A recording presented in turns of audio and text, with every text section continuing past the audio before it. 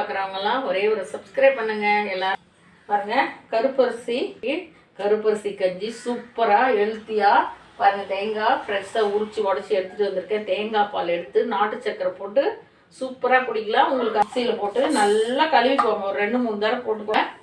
இந்த சொம்பில் 2 சொம்பு தண்ணி வச்சுருக்கேன். நம்ம இதை வந்து ஒரு ரோல் விட்டுட்டு அதுக்கப்புறம் கொஞ்சம் கொஞ்சமாக தண்ணி ஊற்றி கொஞ்சம் நொய்யாக அடிச்சுட்டு வந்துடலாம். போட்டால் தான் டேஸ்ட் வரும்.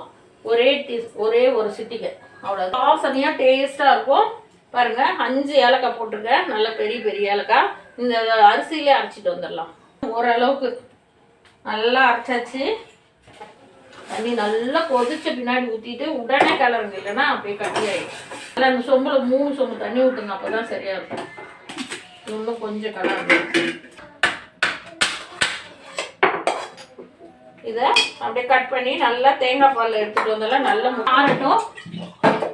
இந்த மாதிரி வடிகட்டுறதை வச்சு வடிகட்டிக்குவாங்க. நீங்கள் இவ்வளோ செஞ்சாச்சு. தேங்காய் பால் பாருங்கள், அப்படியே திக்காக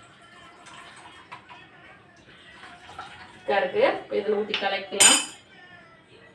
நான் நாட்டு சக்கரை தான் இந்த கால் வலி வந்தாலும் 2 முறை குழந்தைங்களுக்கெல்லாம் செஞ்சு ஃபேமிலியோடு குடிங்க. மீதி நாளெல்லாம்